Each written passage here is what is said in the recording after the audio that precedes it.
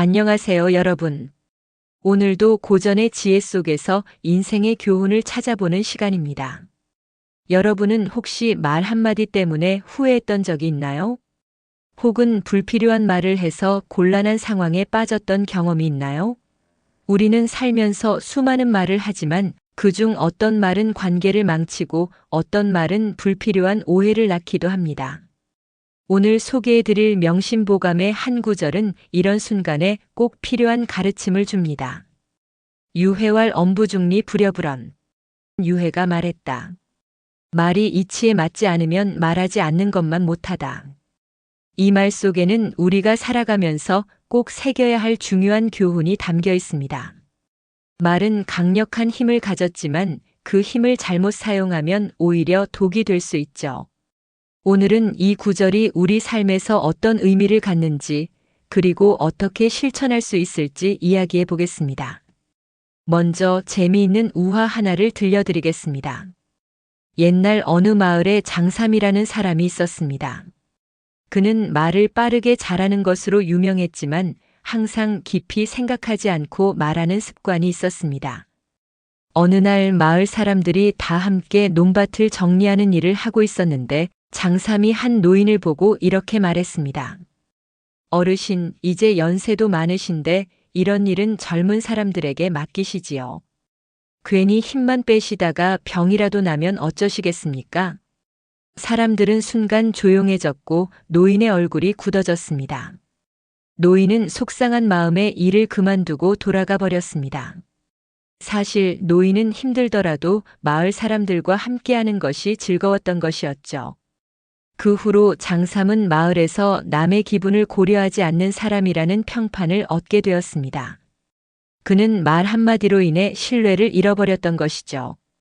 이처럼 말이 이치에 맞지 않고 남에게 상처를 줄 때는 차라리 침묵하는 것이 낫다는 것을 이 이야기에서 배울 수 있습니다. 이 원칙은 현대 사회에서도 매우 중요합니다.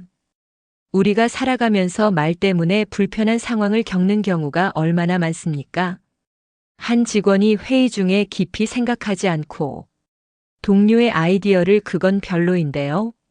라고 부정적인 말로 평가합니다. 그는 자신의 의견을 말했을 뿐이지만 상대방은 기분이 상하고 협업이 어려워집니다. 이럴 때는 그 아이디어는 이런 식으로 발전시켜보면 어떨까요? 같은 말로 바꿨다면 훨씬 더 나은 결과가 있었겠죠. 배우자가 힘든 하루를 보내고 집에 들어왔을 때 무심코 왜 그렇게 피곤해 보여? 라고 묻는다면 상대방은 더 지칠 수 있습니다. 대신 오늘 힘들었지? 좀 쉬어. 라고 말하면 훨씬 따뜻한 분위기가 만들어집니다. SNS나 인터넷 댓글창에서 누군가를 함부로 비판하는 글을 본 적이 있나요? 사실을 제대로 알지도 못한 채 누군가를 비난하는 말은 큰 상처가 될 수 있습니다. 한번 뱉어진 말은 다시 주워 담을 수 없기에 우리는 온라인에서도 신중해야 합니다.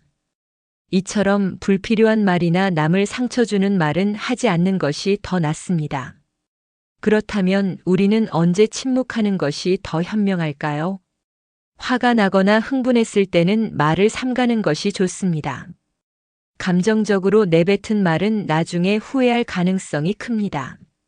확인되지 않은 소문을 퍼뜨리는 것은 오해를 만들고 사람들에게 상처를 줄 수 있습니다. 말을 하기 전에 반드시 사실을 확인하는 습관을 가지는 것이 중요합니다. 상대방의 기분을 고려하지 않은 말은 관계를 망칠 수 있습니다. 말하기 전에 이 말을 들으면 상대방이 기분이 좋을까? 를 한 번 더 생각해 보세요. 비판은 쉽습니다.